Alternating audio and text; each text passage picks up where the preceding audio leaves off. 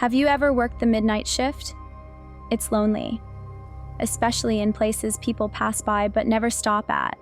You get used to the silence.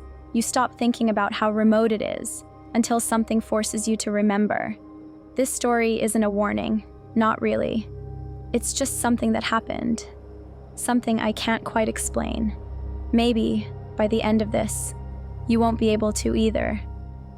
It started on a Tuesday night. I was filling in for Jimmy, the regular guy.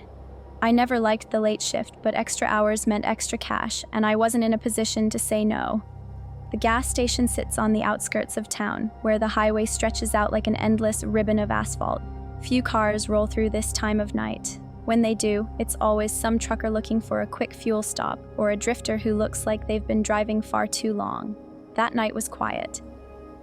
The hum of the fluorescent lights overhead was the loudest thing, and I found myself staring at the security monitors to stay awake. There were 4 cameras, one pointed at the front entrance, one at the pumps, another showing the back lot, and the last one looking down the aisles inside the store. It was a small place, cramped with shelves of chips, candy bars, and a few other necessities no one really needs at 3 a.m.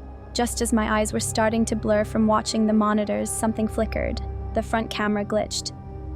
I leaned in, narrowing my eyes at the grainy black and white image. The camera feed sputtered, and for a second, I thought it might just cut out, but then, there it was. A figure standing at the edge of the screen, just at the farthest pump. I hadn't seen a car pull in. That wasn't unusual. Sometimes people would park out of view and walk up. But this guy, or whatever it was, just stood there, not moving. I couldn't make out much detail, just the silhouette of someone tall. I kept watching, waiting for them to move, to come closer or go back to their car. Nothing. The clock on the wall ticked loudly in the silence. I could feel the minutes stretch out. After a while, I had to shake off the eerie feeling crawling up my spine. Maybe he just needed some space. Maybe he was lost. Still, something didn't sit right. So, I did what anyone else would do. I got up, grabbed the flashlight from under the counter, and stepped outside.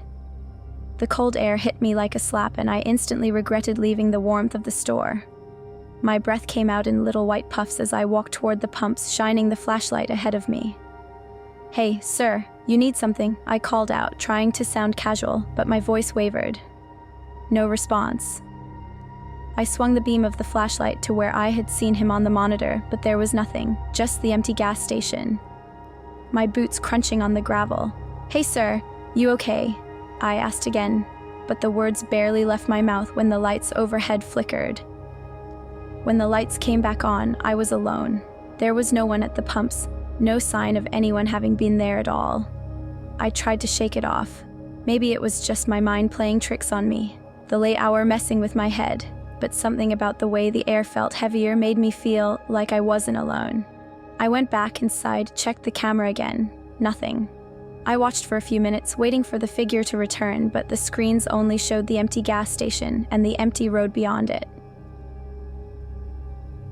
I settled back into my chair, telling myself it was just the boredom, the isolation, playing games with my mind. But I kept glancing at the monitor, hoping I wouldn't see anything. Hoping, but also dreading it. Then, at around 2:30 a.m., the door to the gas station chimed. I looked up, startled, not having heard a car pull up. Standing just inside the door was a man. He was tall, wearing a dark jacket zipped all the way up to his neck, hands shoved deep into his pockets. His face was pale and his eyes were wide, unblinking. Can I help you?"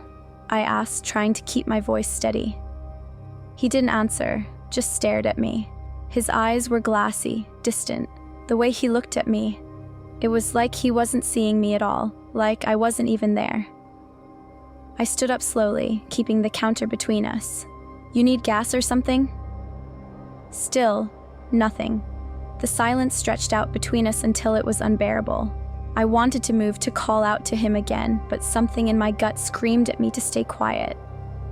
Then, just as suddenly as he'd appeared, he turned around and walked out. I let out a shaky breath, watched as he disappeared into the darkness, but when I checked the camera feed again, he wasn't there. Not on the screen. Not at the pumps, not anywhere. I went back outside, flashlight in hand, but the lot was empty. No footsteps, no tire tracks, nothing. That's when I noticed something else.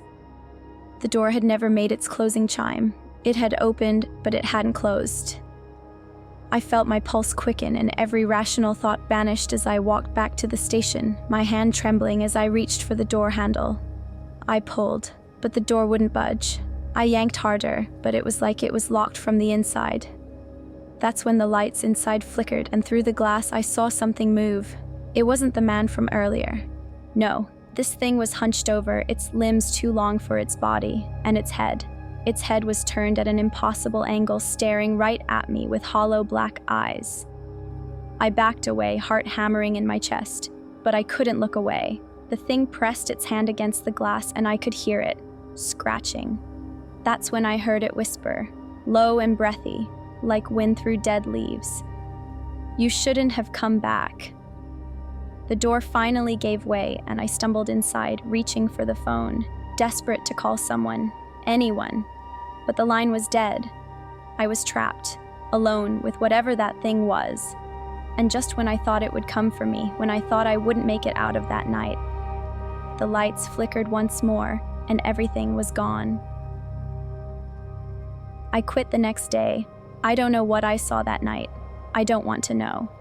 But every time I drive past that gas station, I can still feel it watching me. So, if you ever find yourself out there, alone, in the middle of nowhere, on the midnight shift, don't look too closely at the cameras. You might not like what you see.